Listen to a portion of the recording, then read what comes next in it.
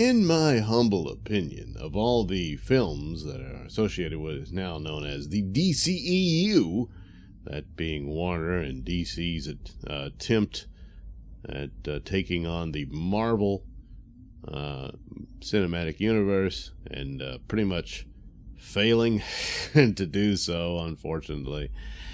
But in my opinion, out of those films we've had so far, Wonder Woman stands as the best of the bunch. Aquaman made the most money.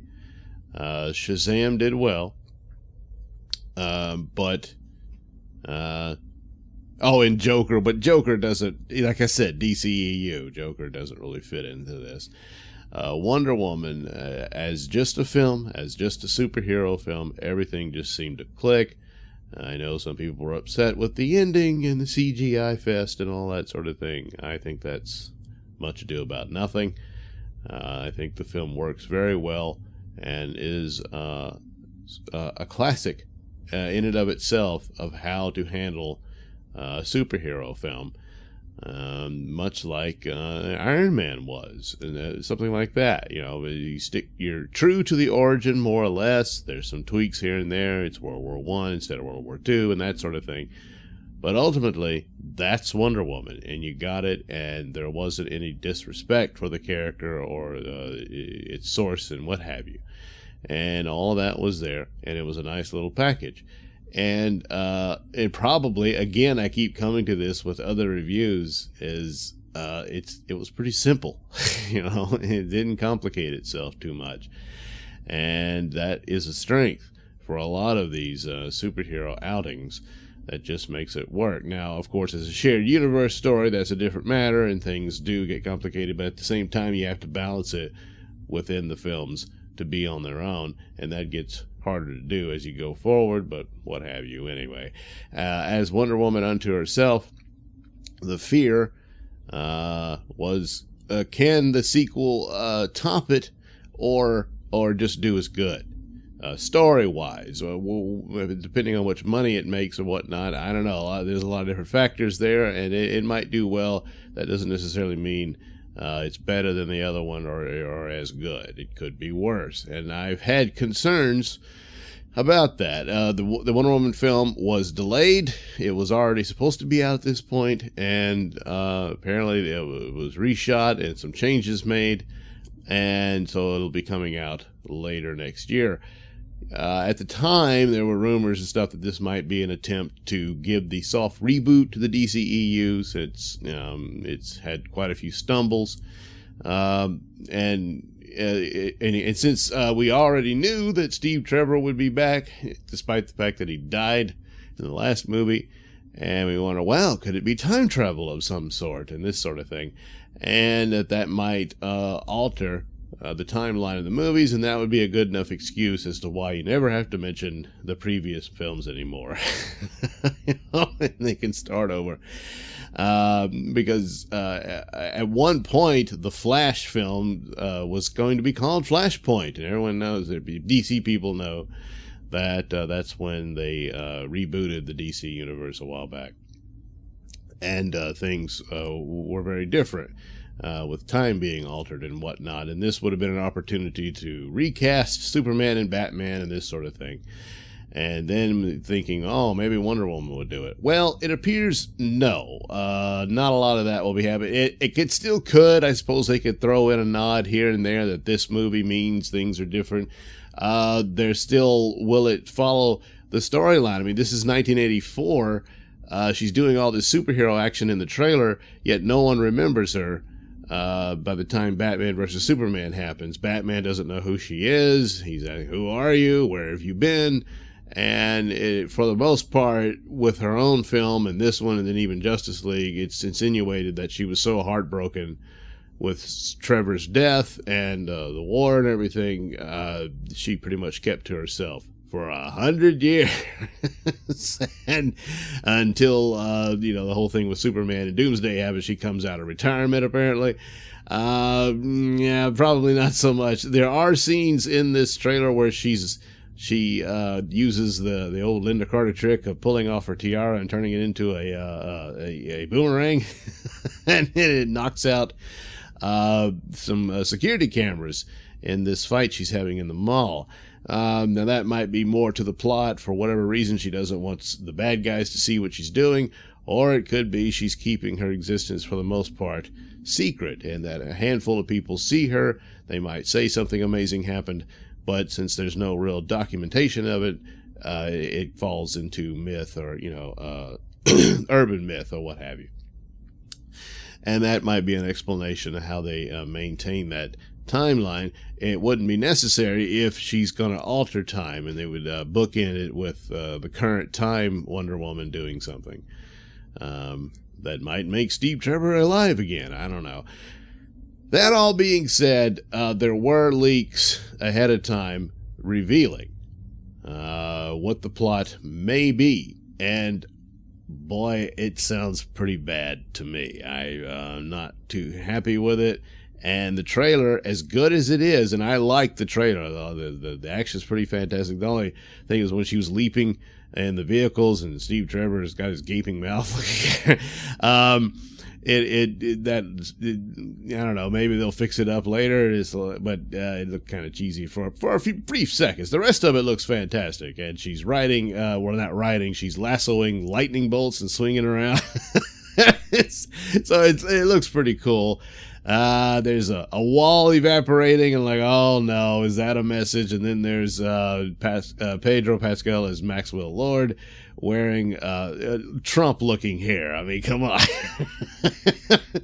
Even though Trump's hair didn't quite look like that back then, but nevertheless, anyway. And then he's this wealthy guy and all that. So I'm hoping that's not the whole intent, because, oh God, the last thing you want to do is push people out of your movie or your show by taking a minute to give them a political campaign ad. You don't want to do that, because it immediately dates your story and robs it of its own unique narrative. Yeah. So, yeah, the leaks came out, and at this point, I'm going to go through it. So, be warned.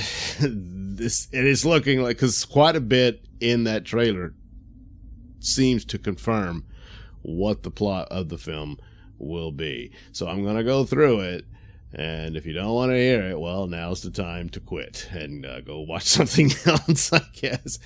But here we go. Possible spoilers. So this is apparently people who did get a test screening, and there was some word that the initial film tested better, and then what they redid to add in for whatever reason, and to push it back to this later date, that one didn't score as well. So anyway, apparently Maxwell Lord, who in the comics gained the ability to control people's minds, that was his superpower.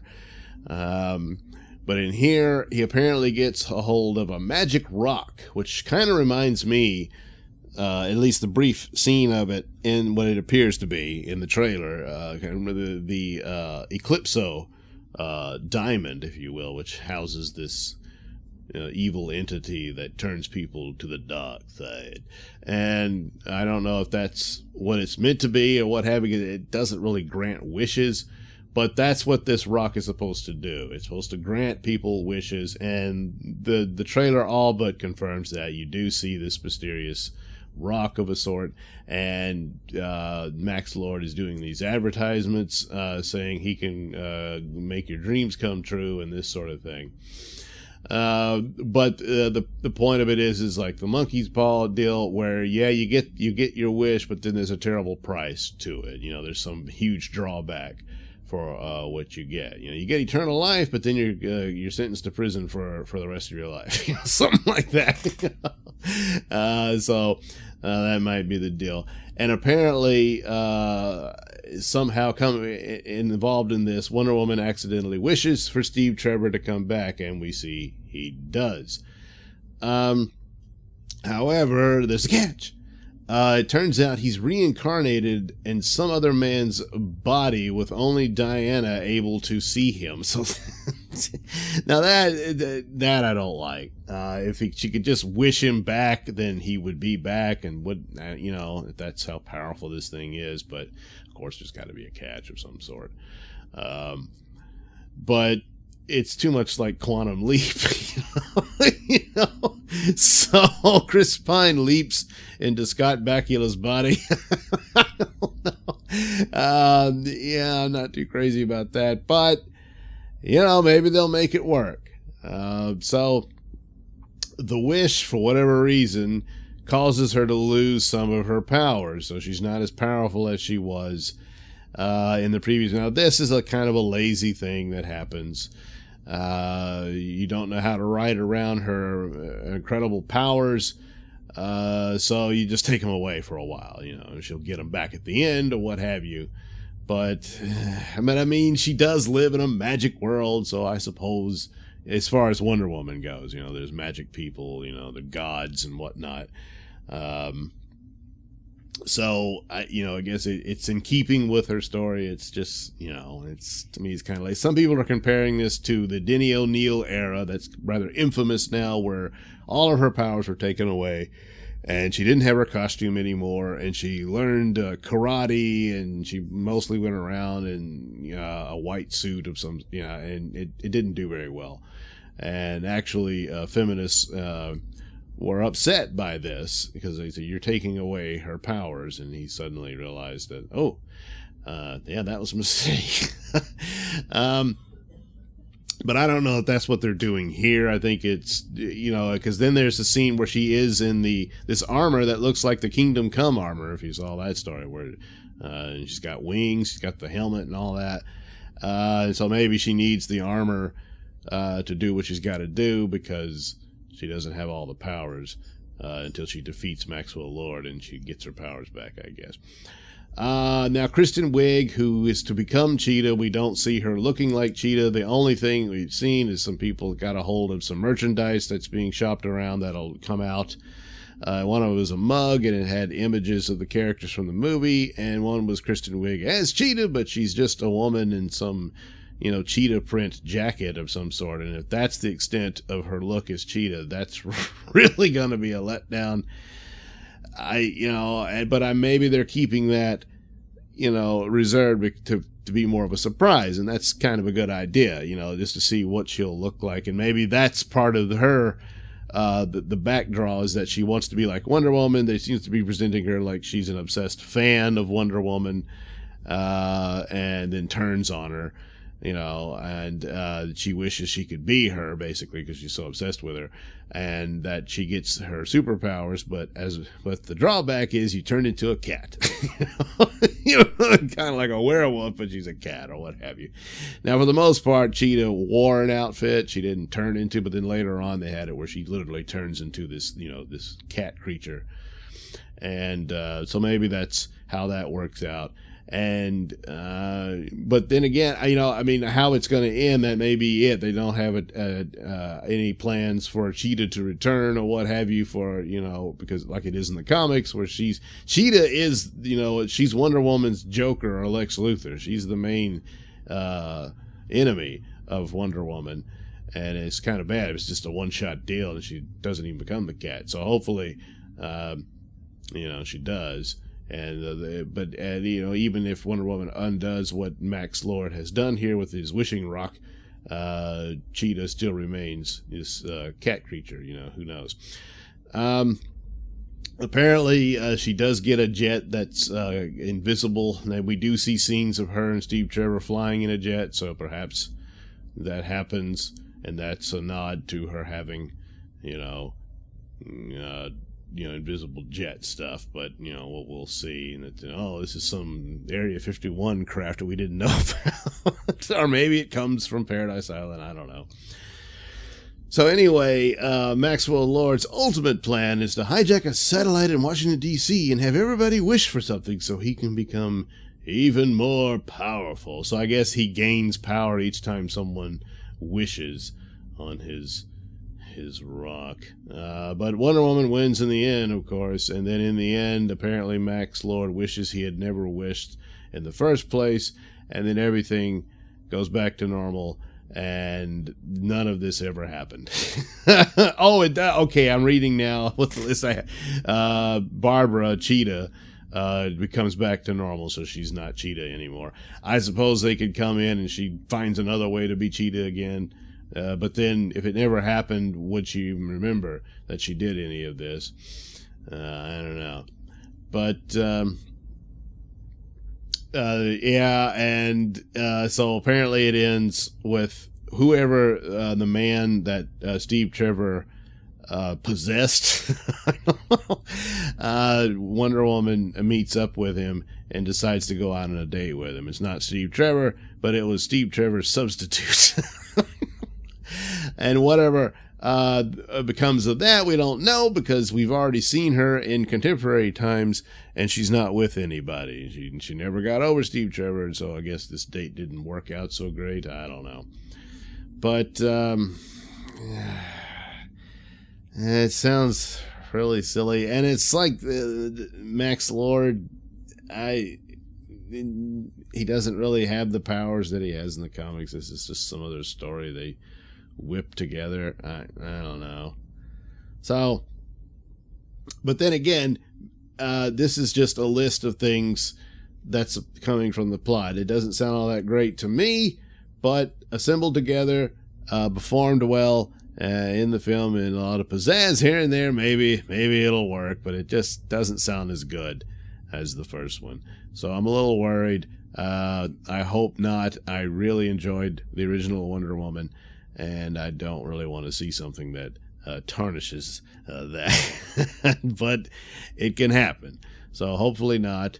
And maybe they'll surprise me. But I did enjoy the trailer, but that doesn't really mean much. I really enjoyed the trailer to Last Jedi, and boy, oh boy, look how that turned out.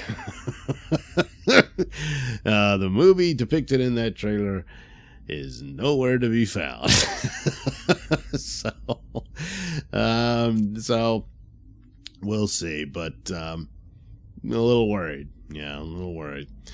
But I just hope for the best. So anyway, thank you for watching and listening. Slay. Why not like and subscribe, and check out that link description below. That'll take you to my mini stores that have plenty of goodies for you. There's also a link to my podcast at radiomisfits.com and at BitChute. That's right, the Mr. Nailsin channel at BitChute.